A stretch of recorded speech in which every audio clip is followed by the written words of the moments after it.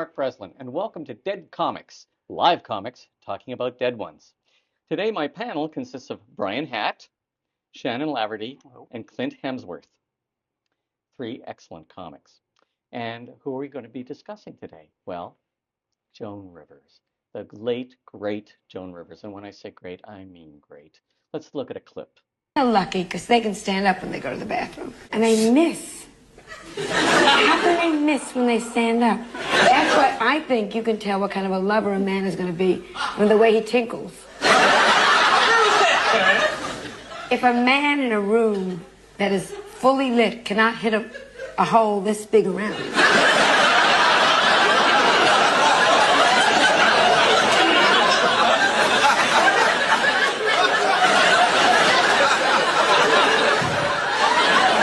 Ponder on that one.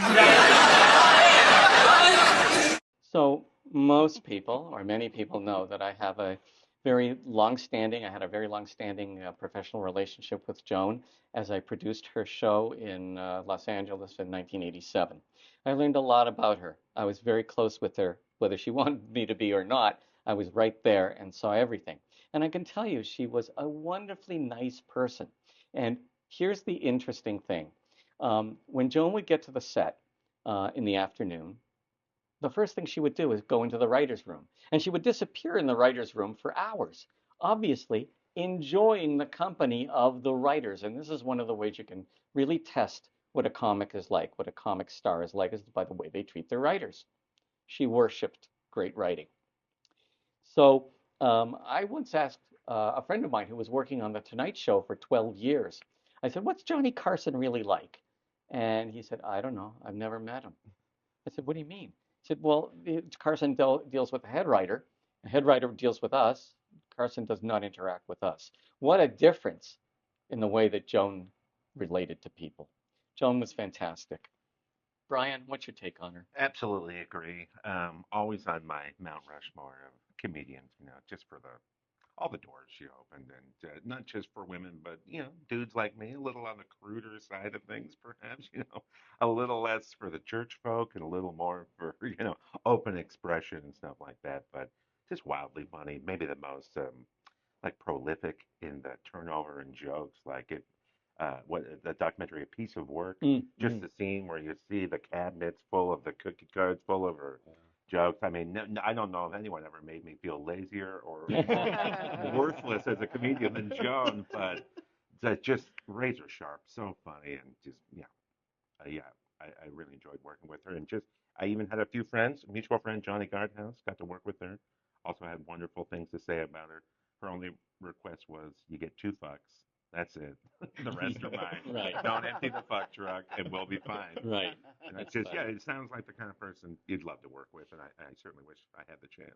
She was great. Shannon? Well, what's interesting is I don't read. I don't know if you knew that. I can't read. No, I don't read a lot. But Joan Rivers' book, Enter Talking, is the only one that I've ever read as far as comics go as well. So, like, I know your book is right there, Mark, but I probably should have read it. But That's okay. I have a slight bit of dyslexia, so it kind of takes away from reading books. But she was just her stories and her struggles and everything that she was going through as a woman in comedy really spoke to me as a woman. Yeah, same. Unlike you, yeah.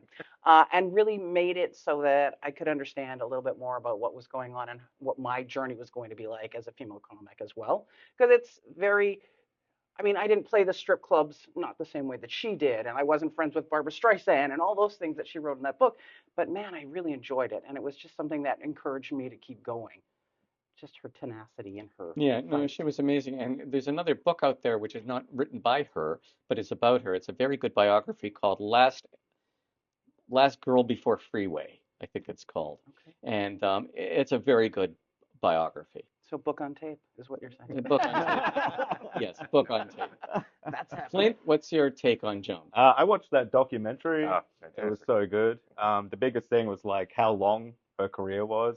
I was like, wow, she was popular to start off with, edgy in her own way early on, then edgy for modern times as well. Like, yeah, such a massive career and a hard worker. So being from Australia, Yeah, how popular was she there? How massive. aware? So she was Yeah, popular in yeah. I think Australia she too. was pretty big in London and the UK and Yes, stuff as well. So yes, yeah, that all translated to Australia. yeah. So I just didn't know whether she yeah, was a star, a lot of big the star in E Australia. News sort of red carpet interviews, that kind of Oh yeah. stuff. I remember watching that as a kid and just being like, that's the funniest chick As I've a ever seen. kid. Yeah, Well, Yeah, yeah. Joan was certainly a game changer. yeah. And up to the point of Joan, anybody who was a female comic had to be kind of surreal and weird looking. And if you Mm. think of somebody like Phyllis Diller or Toady Fields, I mean, sure, Toady Fields only had one leg, and she was still on Ed Sullivan. You know, and she would have done very well in the circular swimming competition, incidentally.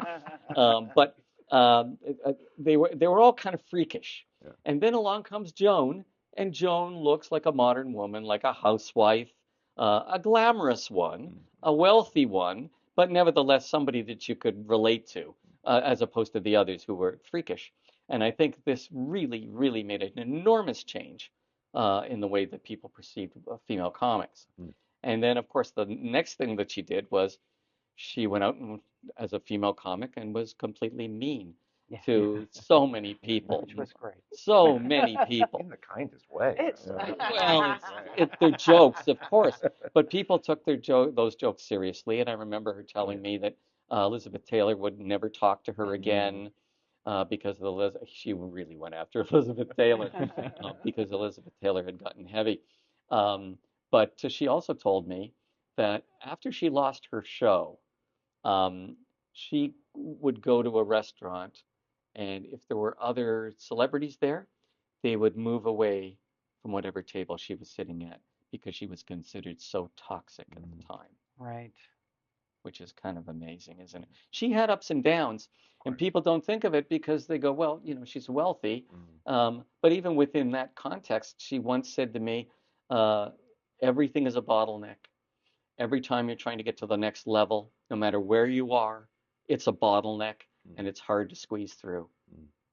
And then, of course, there was the whole issue about Johnny Yeah, Carson. I was gonna Yeah. say Right. you must have Yeah. It- caught a piece of that, like she famously pushed through that barrier too. Like Johnny was the guy, and she had the nerve or the lack of foresight to challenge him, and that opened up a bunch of doors. But I mean, what she was banned from NBC Yeah. for 25, 30 years, almost something Yeah, like I that. mean, it's interesting that Johnny cut her off. I don't Yeah. Yeah, believe she ever hosted Saturday Night Live, for instance. And if That's there were ever terrible. a star to host Of Saturday Night course. Live, it would have been her. Yeah. But Yeah. no, the Absolutely. network despised her because she dared to, challenge Johnny. She did not want to challenge Johnny on Mm. this. well, yeah, She yeah. believed that she was next in line when he left. But then a memo was circulated of all the possible replacements for Joan, and she wasn't on the list. Yeah. And that's what started things. And then Fox started that new channel, and all these things came together at the same time. She was the first female late night host, right? Was it her or Stephanie Miller? Mm.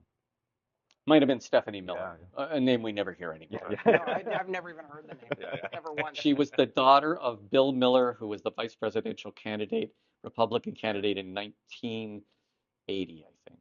Oh, Sounds hilarious. that's so funny. The best. No, it's why I wanted to know her because I'm a bit of a political junkie.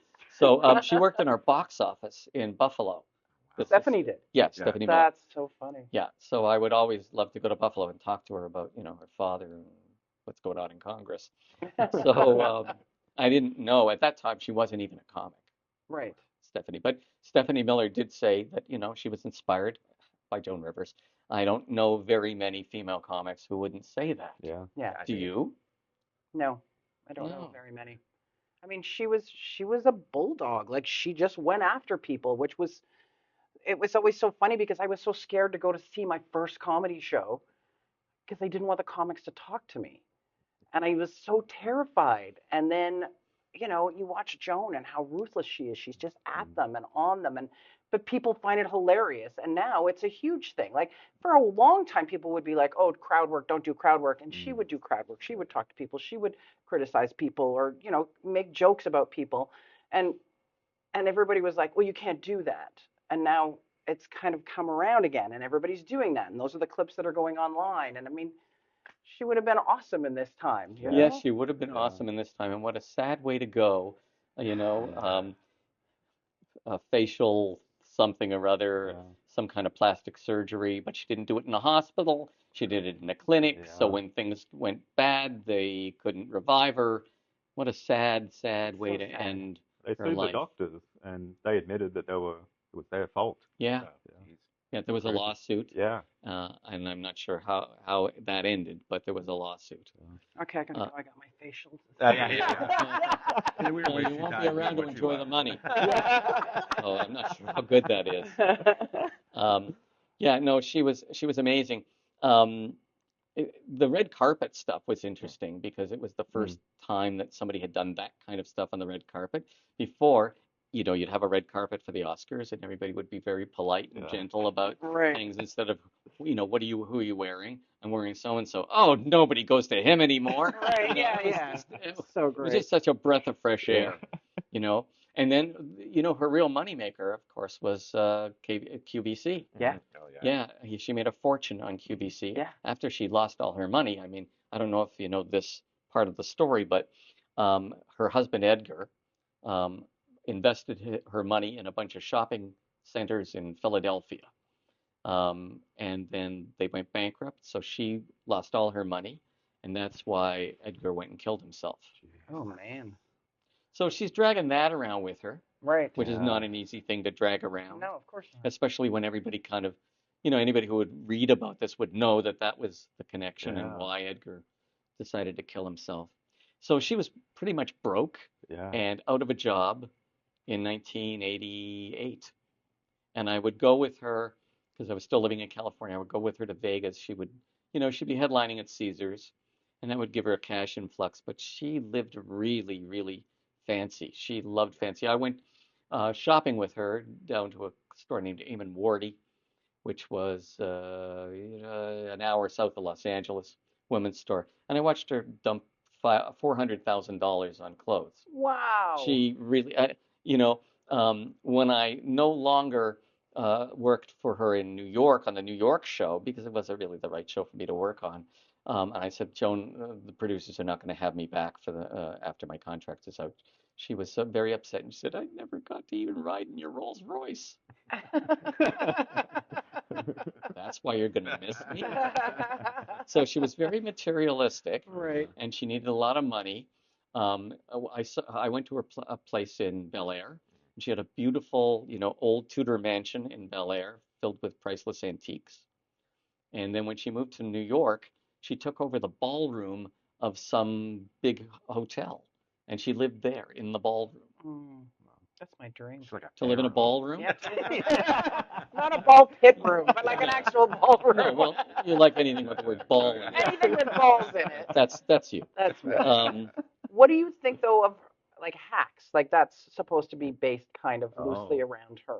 Okay, so I don't think it isn't Joan because first of all, Joan is nice to her writers, as I Yeah. Right. as I indicated, and the woman in Hacks is horrible to her Terrible. writers. Yeah.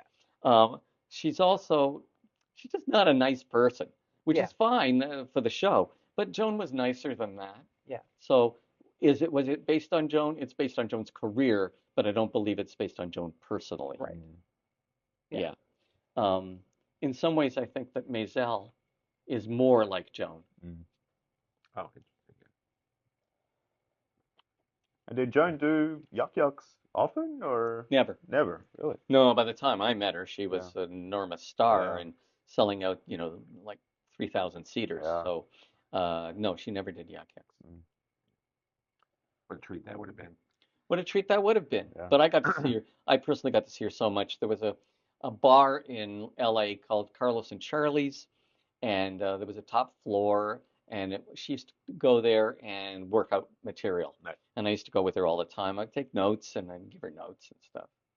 So, yeah, so she was there, and I saw her a lot doing club work there. But when she wanted to, actually do a show, she would do a big theater. Right. Yeah. Of course. Me Nice. too. Like you. Yeah, I loved her old jokes. Like I was just watching one of them where she was talking about, she's on her way to a big show and the pilot landed at the wrong airport, so she landed in Newark instead of LaGuardia. So they had to send her limo, her big Mercedes stretch limo, all the way over. It took 45 minutes to get there, and then it broke down, in the airport. They had to sit there for 2 hours waiting, and she's thinking the whole time the Germans can kill 6 million Jews, but they can't design a fucking carburetor. That's funny. Yeah. Just willing to take such big leaps. It was so great. Yeah, I mean, Joan was always willing to do tasteless material about Hmm. the Holocaust Oh yeah, or yeah, any of those kinds of topics, yeah. There's literally which nothing. not everybody would do, Yeah. to put it mildly. But it was the juxtaposition of again of the look. She looked like this beautiful, typical Manhattanite. She had all the nicest clothes on that just say the Well, filthiest stuff. It works beautifully. my wife, we were in New York, and she wanted to get me a surprise pair of slippers Mm. that were only available at one place in town, and it was about 15 blocks from where we were. And so went to do the she went to do the walk, 15 blocks. And as it happens, she's behind Joan Rivers and Joan Rivers' little dog, All right, right? And somebody in their entourage. sure. And she said, I couldn't keep up with her. She was walking so fast and with such purpose that I could not even keep up with her. That's how Yeah. much energy she had. Did she ever eat? I don't think so. I mean, Solids. I never saw her eat. Yeah. Sometimes everybody would go for dinner, but I never actually saw her eat, now that I think about it. So, whether she was bulimic, anorexic, or just didn't like food, I don't know. But she was like thin like an X-ray. Yeah. She was really thin.